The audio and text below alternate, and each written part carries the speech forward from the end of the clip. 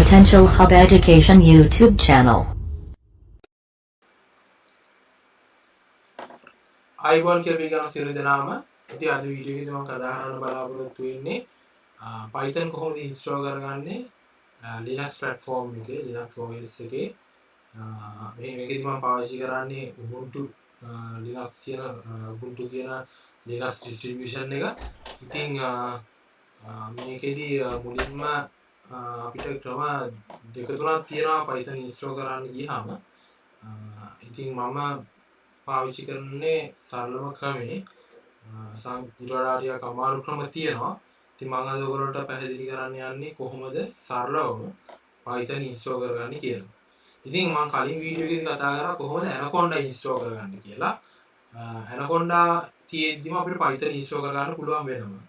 එහෙම අවස්ථා ඕන වෙනවා අපිට Python එක වැඩ කරන්න ගියාම Anaconda distribution එක පොඩ්ඩක් පැත්තකට දාලා අපිට Python වලින් වැඩේ කරගෙන යන්න අපිට උවමනා වෙන අවස්ථා තියෙනවා. ඒ කියන්නේ උදාහරණයක් විදිහට Django වලින් එහෙම නැත්නම් Flask වලින් web development එකක් කරන්න ගියාම අපිට virtual environment පාවිච්චි කරන්න සිද්ධ වෙනවා.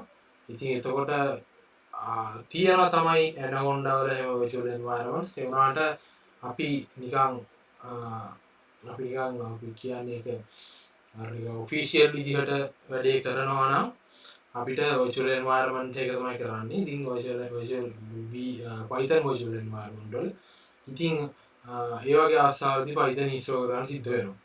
ඉතින් බලමු Python ඉන්ස්ටෝල් කරගන්නේ කොහොමද කියලා. හරි. එතකොට නම ටර්මිනල් එක ගන්නවා.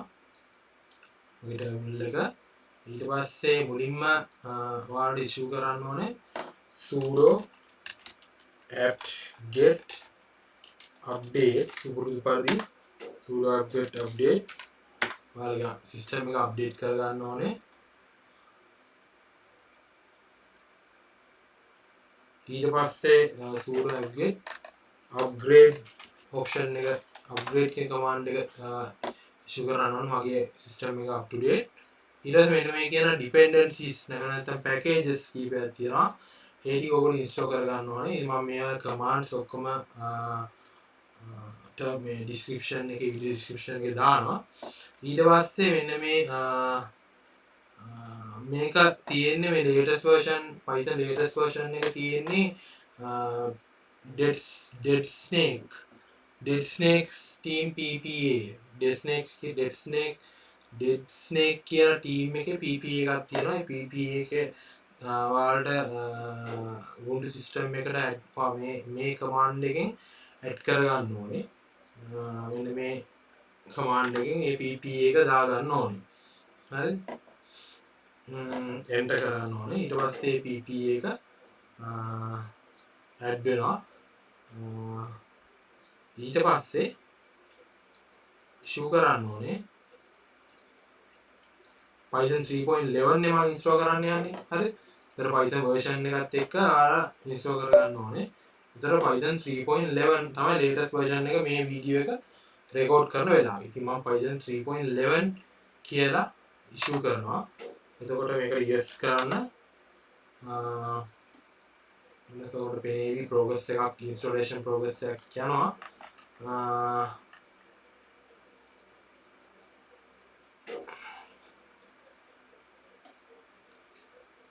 හරි. ඊට පස්සේ මම මේ ක්ලියර් කරගන්නම් මේ content එක.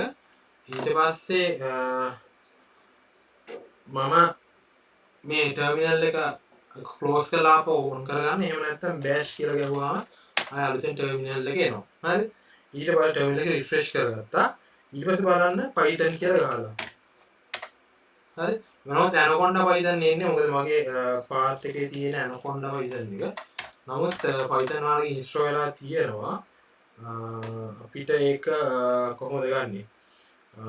py 3.11 py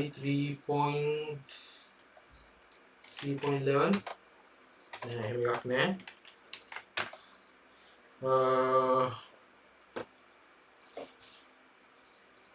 මෙයා ඉන්නවා. හරිද?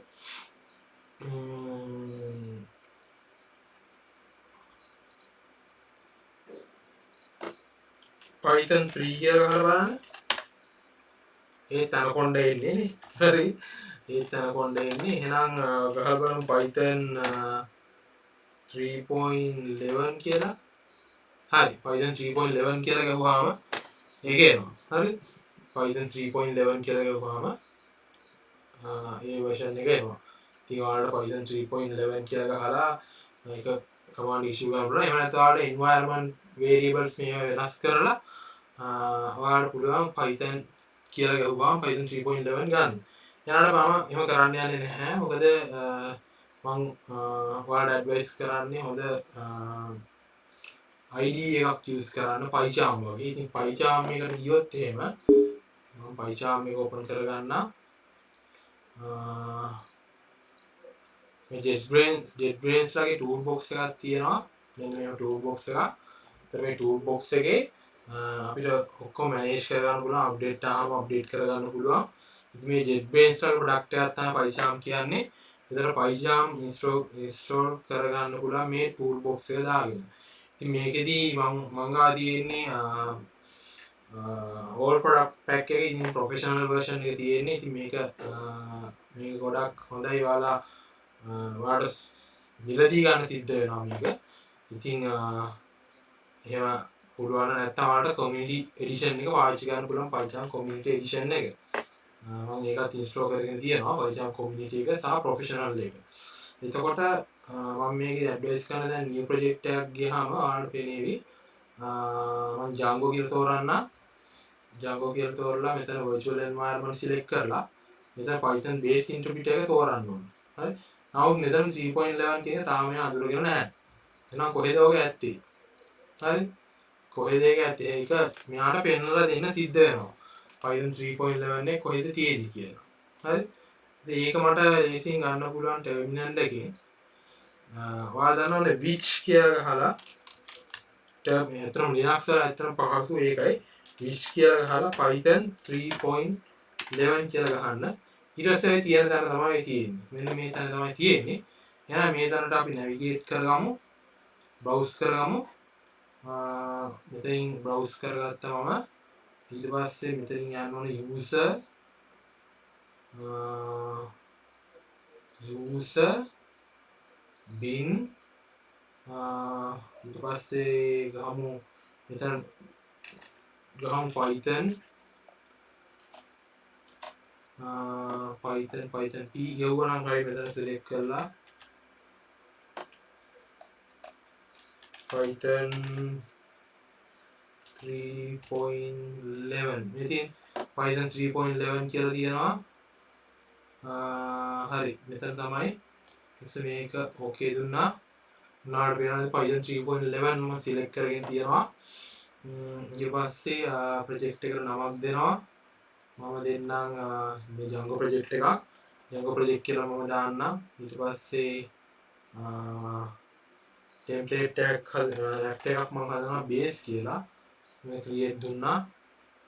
දැන් ඔයාලට පේනේවි Django project එකක් නිර්මාණය වුණා. ඉතින් අන්න ඔය විදිහට ලේසියෙන්ම Python ඔයාලට install කරගන්න පුළුවන් Linux වල. ඉතින් මම මේ පෙන්නේ එක භාවිතයක් විතරයි Python වල virtual environment පාවිච්චි වෙන. ඉතින් ඔයාලට පේනේවි මේකෙදි venv කියන folder එකේ හැදිලා තියෙනවා virtual environment folder එක. ඒ project structure එක හරියට මෙයා හදලා දෙනවා. ඉතින් PyCharm වගේ tool එකක් පාවිච්චි කරන්න මම ඔයාලට advice කරන්නේ ඒ වගේ එකට යොමු වෙන්න. මම මේ PyCharm මේ JetBrains products වලට මම සල්ලි අරගෙන ප්‍රොමෝට් කරනවා නෙමෙයි. මම පෞද්ගලිකව පාවිච්චි කරලා මට තේරුණු විදිහට හොඳම product එක තමයි මම දන්න PyCharm මේ JetBrains tools තමයි. VS Code උත් හොඳයි. ඉතින් JetBrains tool මම ගොඩක් recommend කරනවා. ඉතින් මෙහෙම තමයි Python ඔයාලගේ Linux distribution එකට install කරගන්න. එහෙනම් සියලු දෙනාට සුබ දවසක්. ආයුබෝවන්.